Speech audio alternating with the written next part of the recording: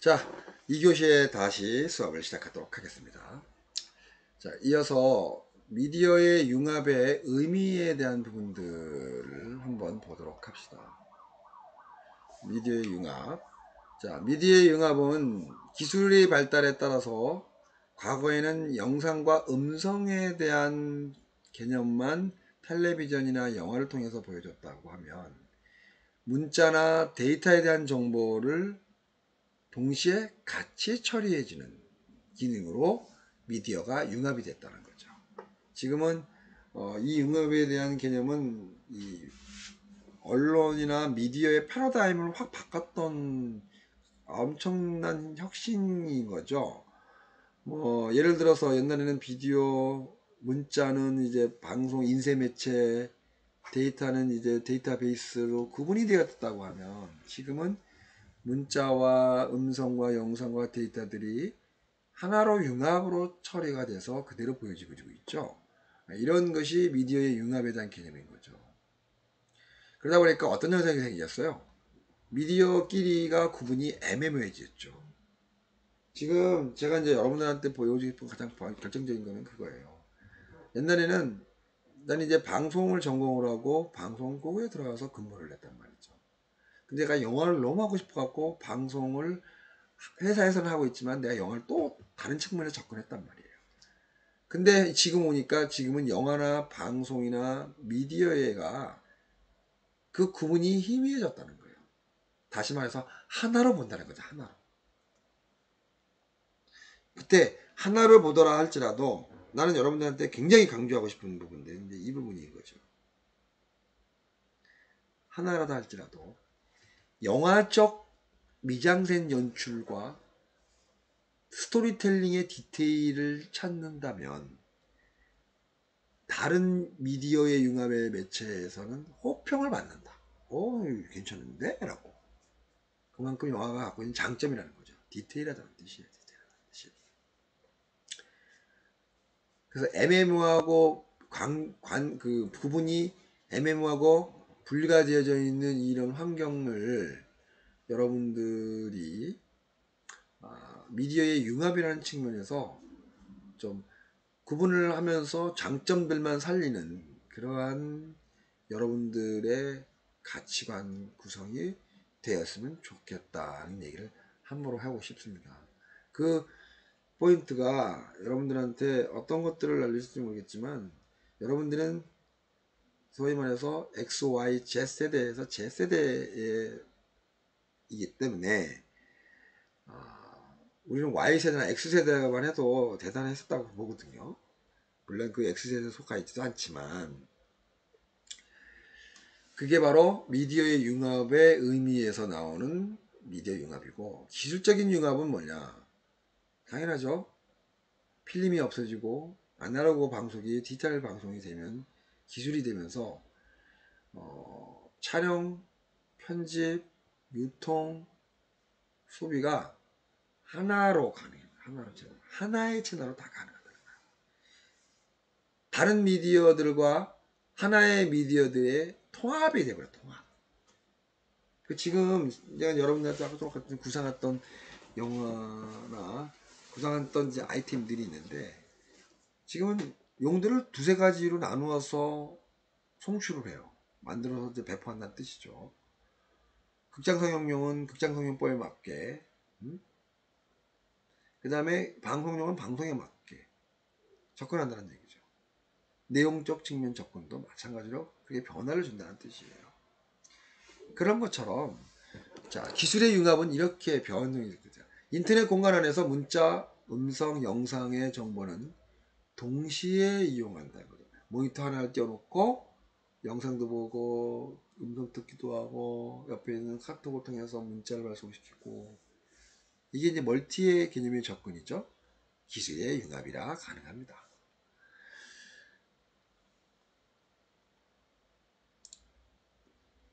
자, 그 다음에 이제 인터넷이 그럼 어떻게 생겼는지 인터넷 역사를 한번 내가 여러분들한테 짚고 넘어갈게요.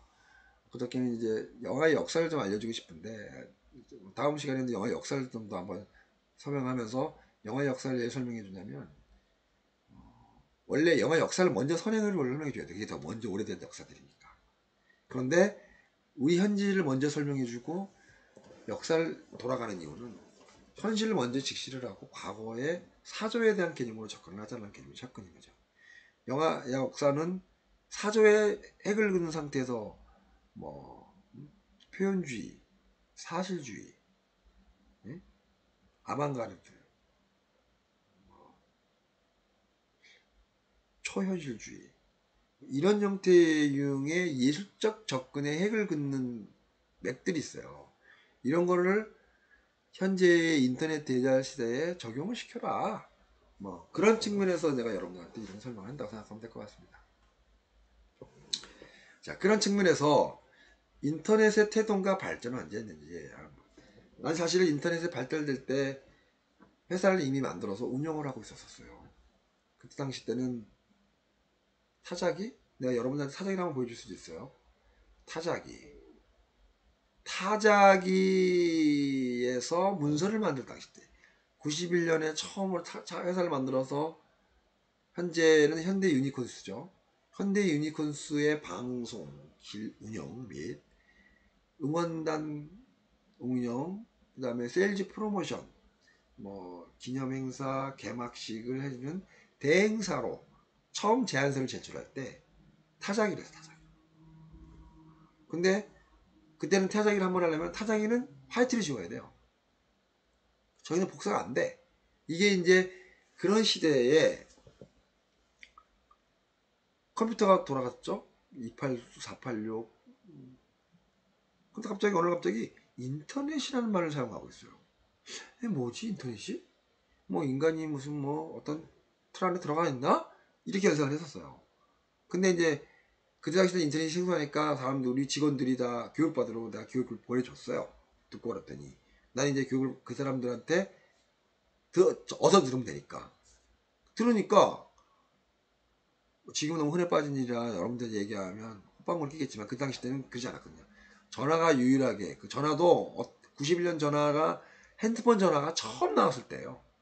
전 처음 날수 샀거든요. 011 243이야. 1은 없어. 2로 시작하는 게 최초기 때 사는 사람들이 주는 번호들이야. 243이잖아. 3. 엄청나게 빠졌죠. 사면한 핸드폰이 크기가 얼마나인지 아세요? 부모님이 아마 그런 걸 느꼈을 거야. 무전기 완전 군전용 무전기, 큰 무전기, 전령들이 들고 다니는 무전기 정도 수준. 두 손을 들여도 큰 정도 수준이에요. 그게 핸드폰이었어요. 집에서만 전화 받던 사람들이 걸어가면 전화 받을 땐 그 핸드폰이 부의 상징이었어요. 그 당시 때. 핸드폰을 들고 걸어가면서 전화를 한다? 그 사람은 사는 사람이야. 실질적으로 그랬어요. 핸드폰 한 대가 지금의 가치에 따지면 1300이었을 거니까. 그 당시 때는 150, 160만 했는데 지금의 가치 따질 때는 지금 그때 130, 160만 원에 월급이 20만 원인데 160, 170이면은 지금 200만 원이니까 1000만 원 정도 가치가 핸드폰이 사용된 거죠. 그때 시대 때가 바로 핸드폰 시대였었는데 그때 인터넷이라는 말이 나왔어요. 내가 여기서 그때 당시 때는 전화 램선으로 이용했죠. 조회를 하고 있는데 지금 내가 조회하는 곳이 미국 국립도서관이라는 거야. 이게 말이 됩니까? 라고 생각했었어요. 또 어떻게 가능하지? 그게 바로 인터넷에서 초창기였대요. 처음에 인터넷도 어떻게 해서 개발됐냐면은 각국의 그 대학들이 연구하려고 서로 그냥 전화 통화하고 하는데 힘든 거야. 데이터 받기도 힘들고. 그래서 그러면은 우리 전화로 하지 말고 컴퓨터를 연결시키자. 그러면은 이 컴퓨터에서 했던 걸 이 정도 정성에서 보내주면 네가 받으면 굳이 전화를 해서 통화해갖고 갖다 주지 않아도 되지 않느냐 해서 네트워크로 형성된 대학과 도서관들이 랜선으로 연결시켰던 것들이 시초가 돼서 인터넷으로 발달된 거야. 그러면 이거를 밖에서 한번 해보자. 밖에서 뭐 옆에 있는 인근에 있는 대학들 연결시켰어요. 자, 그러면 해외는 안 되냐? 해외 연결시킨 거야. 그것도 국제선 나라로. 처음에 1분당 엄청 비쌌어요. 전성료가. 전화료가 똑같았으니까. 근데 전화는 국내용 전화 요금을 받고 내가 들어가는 거는 해외로 들어갔어. 메리트가 있잖아. 그래서 성공한 거예요. 그게 인터넷이었어요. 그 이후로 뭐 랜선이 발달되고 지금은 5G까지 나오게 된 현상이 생겼죠. 뭐 그런 거라고 보면 될 것 같아요. 그래서 디지털 계획의 상징이자 혁명의 산물을 우리는 인터넷이라고 합니다. 인터넷. 디지털을 극대화시키고 빨리 보급시키고 활용도를 엄청 극대화시켰던 역할이 인터넷이 그 역할을 해줬어요.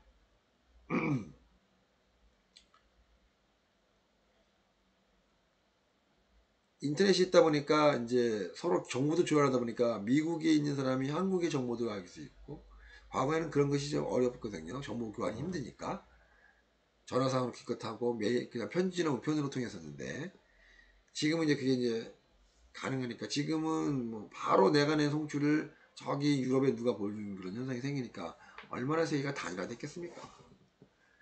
매스미디어라는 대중미디어는 이용 방식과 커뮤니티 방식이 완전히 바꾼 거에 인터넷이 그 일조를 톡톡하게 했다.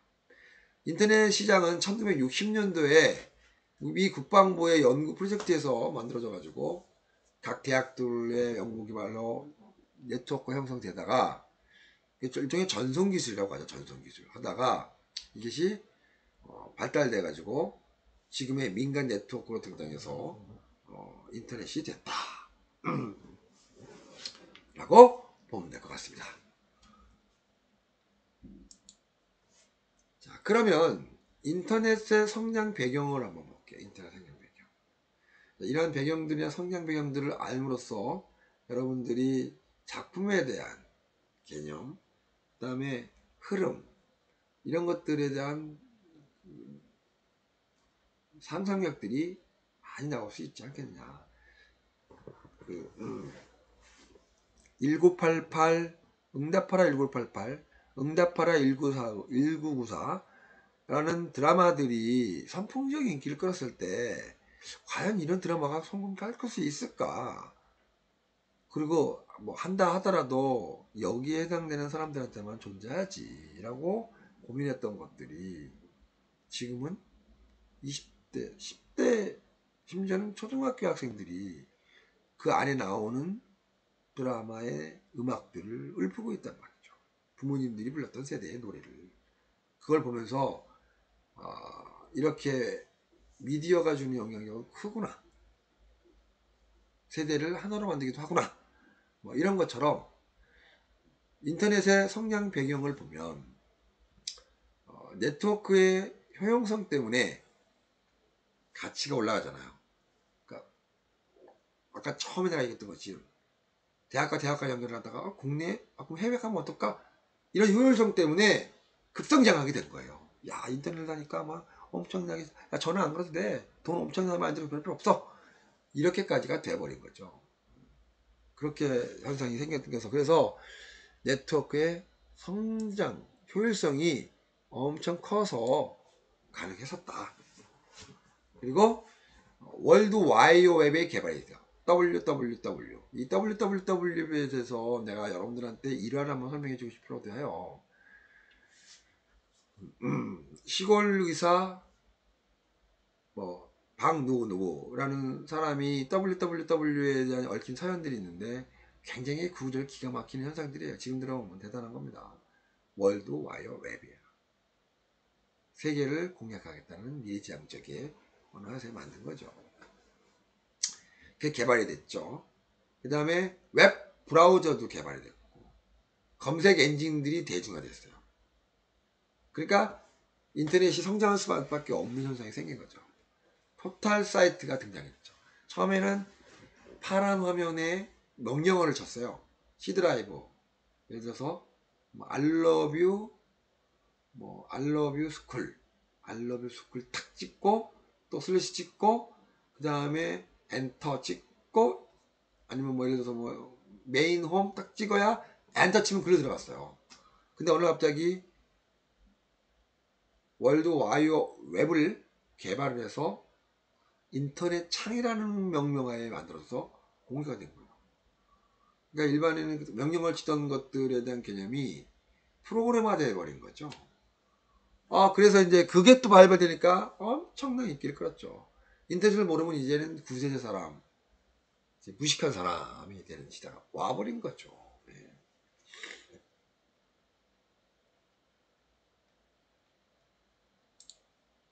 자, 인터넷의 진화를 보면 지금은 뭐 3,800만, 4천만이 다 이용한다고 볼 수 있겠죠.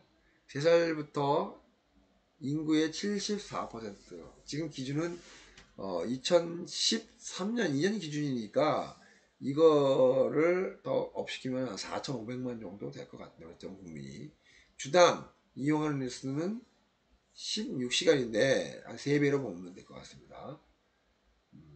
그 다음에 이용 목적은 자료, 정보, 검색. 요즘에는 과거에는 정보와 자료와 검색과 획득의 92%를 차정했다면 지금은 이제 바뀌었어요.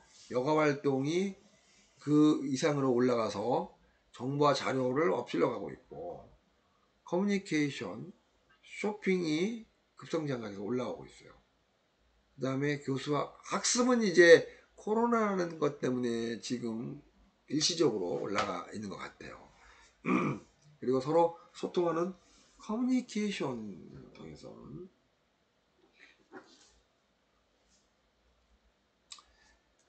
자, 그래서 이제 요걸 한번 봅시다. 요거를 내가 키워서 한번 볼게요. 이렇게 키워서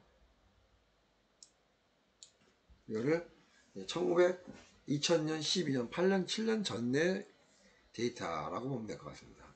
이 데이터는 많이 바뀌었어요.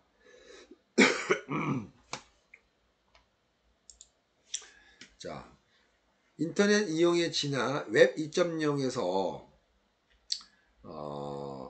참여, 공유, 개방이라는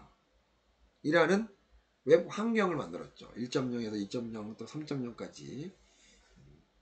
다시 말해서 사용자가 직접 만들고 가공하고 재생산하거나 유통 공유를 플랫폼이라는 2.3 미디어 콘텐츠 시스템에 의해서 만들어진다. 그리고 보급되었다. 라고 보면 될 것 같습니다. 그거에 대응하는 UCC가 만들어서 개발됐다. 불특정 다수에게 소비자가 직접 제작해서 콘텐츠를 보여주는 서비스가 되는 거죠. 소비자가 대중에게. 이제 이거는 이제 깬 거예요. 1심 자체가. 어떻게 깼겠어요? 바뀐 거죠, 세상이. 이제 기업에 있던 사람들의 중심이 밑으로 바뀌었다는 게 됩니다. 그러한 측면에서 여러분들이 대단한 변화가 있다라고 보면 될 것 같습니다. 그리고 UCC는 상업적 목적 없이 순수하게 만든 동영상의 글, 그림, 사진들을 디지털의 제작물을 만들어서 배포했죠. 배포. 그리고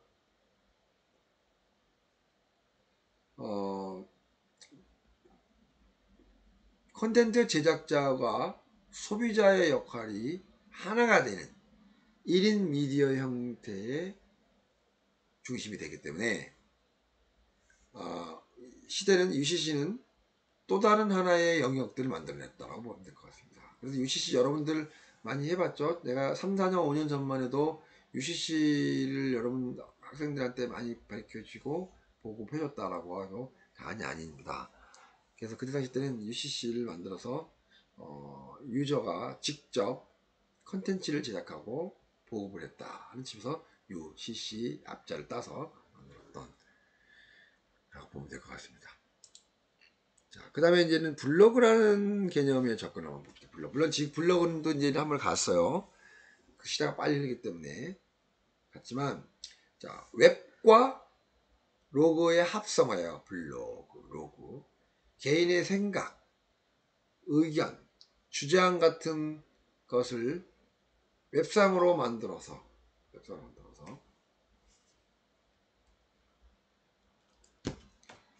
의견을 전달하는 소통의 장을 우리는 블로그라고 하죠. 지금 저도 블로그를 쓰고 있습니다.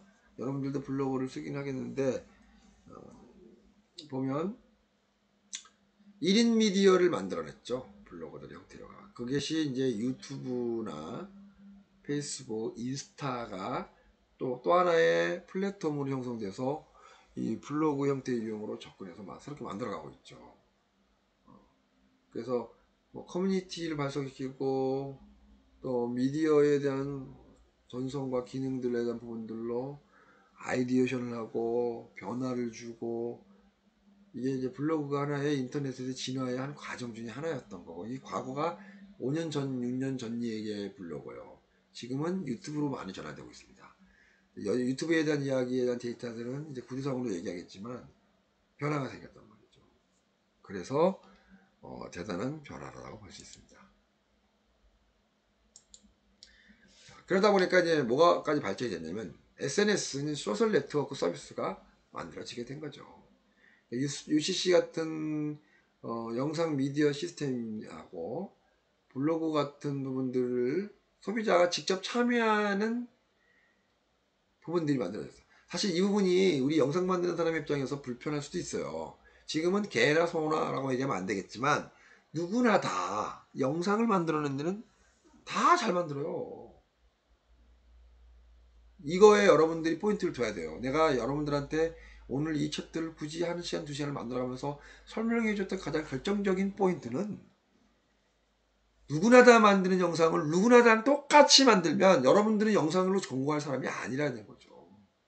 다른 전공하고 차라리 영상을 누구나 다 하는 것처럼 하나. 그들과의 차별을 두기 위해서 미장센을 공부하라. 스토리텔링을 공부를 해라는 거예요. 그리고 창의적인 생각과 독창적인 것들, 이러한 부분들을 적군이 시도를 무지하게 해야 된다는 얘기예요. 상업영화나 일반 드라마에서 보여지는 테크닉, 아이템들 그대로 가지고 오더라도 여러분들만의 독창적인 아트 성향들의 부분들을 상징성이 깊게 만들어 주는 것이 이번 학기에 일반 기말 영화 작품의 결정적 역할을 해주고 그것이 완성이 되면 영화제에서 승자원한테 호평을 많이 받을 수 있다라고 감히 얘기할 수 있어요. 그 다음에 소셜 네트워크는 자신의 존재를 알리고 사회의 인정을 받으려는 인간의 욕구를 강화시켜주고 표현하게 만들어줬죠. 그리고 결정적으로 모든 세상의 시스템들을 인터넷 주도의 전환으로 삼았어요. 그래서 검색 토탈 서비스가 소셜 네트워크 서비스로 바꿔졌다라고 보면 될 것 같습니다. 그래서 지금은 그래요. 내가 조사는 알겠지만 20대 30대는요 인스타를 하거나 유튜브를 먹어서 야 뭐 하나 검색해봐 그러면 유튜브에서 검색한대요. 근데 5, 60대 40대 50대 60대는요 네이버에서 검색한대요. 이게 세대 차이라고 하더라고요. 그렇게까지 검색 토탈 서비스가 소셜 네트워크 서비스로 바뀌어졌다. 아주 중요한 포인트라서 여러분들도 기억했으면 좋겠어요. 그 다음에 그러면 소셜 네트워크의 의미는 뭐냐? 인터넷 사용자들끼리 관계를 형성시키고 인맥을 형성시키는 서비스예요. 그래서 블록체인이 중앙 서버를 중심으로 형성되는 게 아니라 사용자들끼리의 서로 서비스에 적용되는 것이라 유익하다는 말도 있습니다. 네. 자, 그 다음에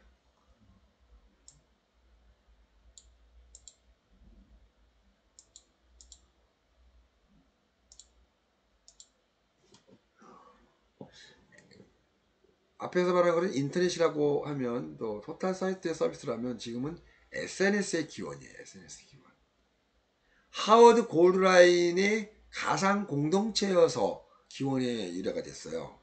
우리는 가상으로 공동체야. 가상화폐야. 한 것처럼 개념이 같은 거예요. 초창기 때는 온라인 커뮤니티로 서로 주고받고 했었다가 DMR로 여러분들이 너무 잘 아는 천리안 알아봤어요? 나온 우리가 이제 네이버의 전진 천리안이 다음에 점심 이런 여러 가지 환경이 있는데 제가 정확한 잘 모르겠고 온라인 커뮤니티의 초창기의 흐름에서 SNS로 바뀌었죠. 알러브스쿨 같은 형태의 관계. 그러니까 알러브스쿨 지금 정말 잘 나갔거든요. 알러브스쿨 지금 발달돼서 다른 걸로 바뀌어갖고 지금 더 잘 나가고 있어요. 그러니까 인간이 인간관계를 서로 형성하는데 이 SNS가 그 역할을 해주니까 거기에 선풍적인 길을 끄는 거예요. 그 발전은 지금 싸이월드가 이제 인수를 했죠. 다음, 아니, 네이트에서. 이제 이렇게 소셜 네트워크로 변환이 되는 과정 속에서 나온 현상들이다. 페이스북. 지금은 전 세계 10억 인구에 이용을 하고 있죠. 2010년 6월 기준이니까 지금은 거의 50만까지 올라가지 않을까 싶어요. 지금 정확한 데이터는 잘 모르겠습니다만. 그 다음에 트위터, 지금 우리가 카톡, 이런 것들이 이제 SNS의 발전의 성공 사례들이죠. 그 성공 사례들이 이제는 네트워크를 형성시키면서 비즈니스 모델로 개발되고 그 안에 은행까지 만들어 놓고 관공서 그 다음에 그 이외에 여러 환경까지 생활의 모든 환경들 다 들어갔다는 거예요. 그게 SNS 소셜 네트워크가 변화되는 과정입니다. 자, 챕터가 한 5장 남았기 때문에 시간상 25분 여러분들 길게 하면 또 힘드니까 2교시 마치고 3교시 때 마무리하고 샘플링 영상을 한번 보면서 설명 다시 한번 하겠습니다. 자, 잠시 10분 쉬세요.